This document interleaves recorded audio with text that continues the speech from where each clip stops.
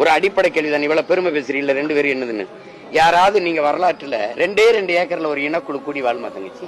குறைஞ்சது 300 acre 400 acre 500 ஏக்கர்ல தான் கூடுவான். ஒரு கிராமம் எவ்வளவு பெருசுல இருக்கும் தம்பி சொல்லுங்க? ஒரு கிராமத்துல எவ்வளவு பெருசுல வாழ்வான் ஒரு கிராமத்துல குடியிருப்பு? ரெண்டே ஏக்கர்ல இருக்கிற மனித வாழ்விடம் இருந்திருக்குமா? நீ ஏன் 2 ஏக்கரை தோண்டிட்டு நிப்பாட்டிட்ட? எவ்வளவுதான் என் நாகரிகமா? அங்க இருக்கிற ஒரு 200 ஏக்கர் 300 ஏக்கர் பரப்பளவு தோண்டிப்பாரு. என் தொன்மம் தெரியும்ல.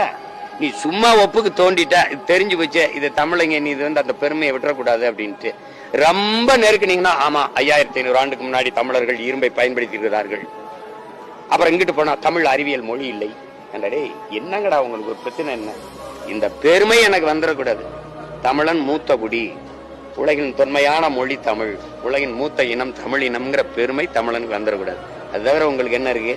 இன்னைக்கு 2 பேரும் அதை எங்களுக்கு நீங்க நல்லா இருங்க வச்சுக்கிறீங்க. இப்பவாது தமிழர் கீழடி, தமிழர் தாய்மடி கேட்க நல்லா தான் இருக்கு.